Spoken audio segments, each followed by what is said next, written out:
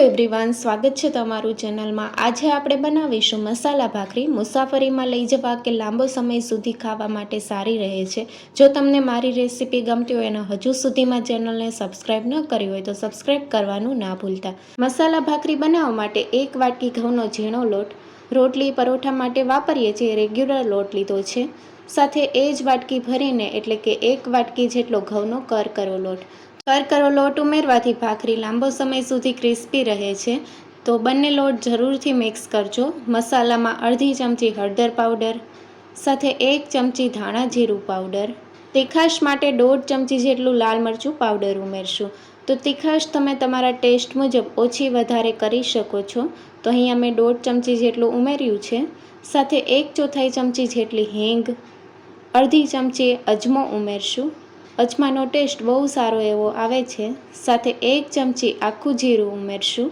સ્વાદ પ્રમાણે મીઠું, 1 મોટી ચમચી કસૂરી મેથી, જે સૂકી મેથી આવે છે તે જરૂરથી ઉમેરજો, બહુ સારો એવો ટેસ્ટ આવે છે। તો 1 ચમચી જેટલી આપણે ઉમેરી છે।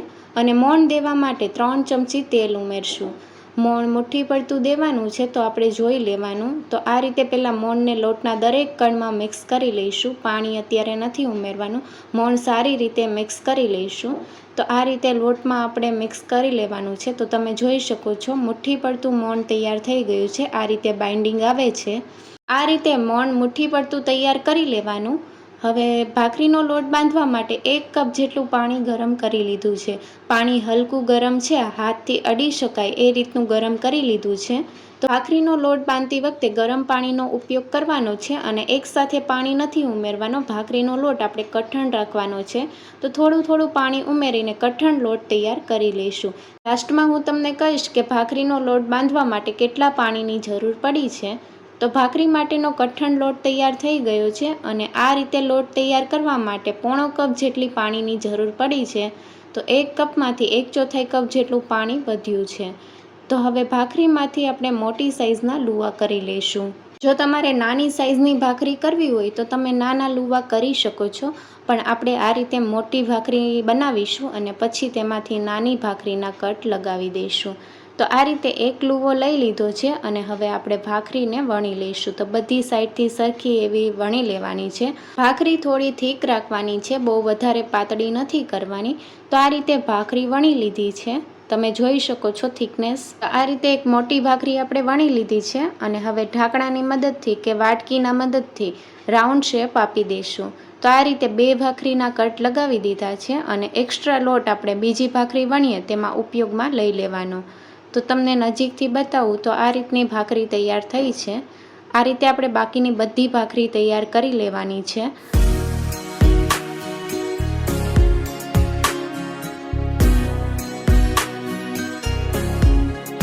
હવે ભાખરીમાં આપણે કાંટા ચમચીની મદદથી આ રીતે હોલ કરી લેવાના, જેથી ભાખરી શેકીએ ત્યારે અંદર સુધી ભાખરી સારી રીતે શેકાય અને ક્રિસ્પી તૈયાર થશે। તો આ રીતે કાંટા ચમચીની મદદથી થોડા અંતરે આપણે હોલ કરી લીધા છે। તો આ રીતે બીજી ભાખરીમાં પણ તૈયાર કરી લઈશું અને આવી રીતે આપણે બધી ભાખરી વણીને કાંટા ચમચીની મદદથી હોલ કરી લેવાના।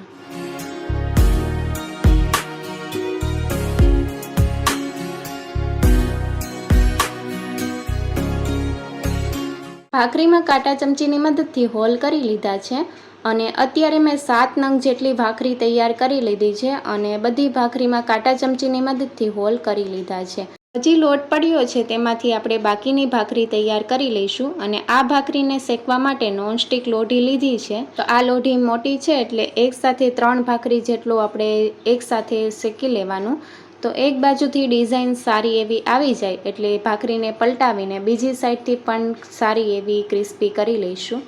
તો પહેલાં આપણે તેલ નથી ઉમેરવાનું, એક બાજુથી શેકાઈ જાય એટલે તેલ લગાવી દઈશું અને આ રીતે બંને સાઈડથી ક્રિસ્પી થઈ જાય એ રીતે શેકી લેવાની છે। ભાખરીની સાઈડ ચેન્જ કરી લઈશું અને બીજી સાઈડથી પણ સારી રીતે શેકાઈ ગઈ છે, તો હવે તેલ લગાવી દઈશું।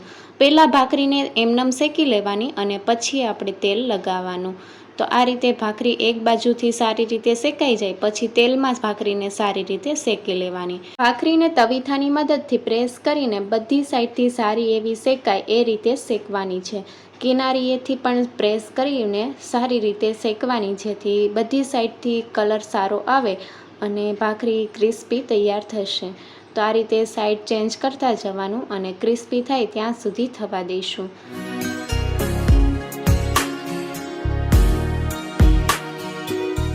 ભાખરી શેકાઈ ગઈ છે. આ રીતે બાકીની બધી ભાખરી શેકી લઈશું. અને ભાખરી તમને નજીકથી બતાવું તો તમે જોઈ શકો છો ભાખરી ઉપર કલર પણ સારો આવ્યો છે.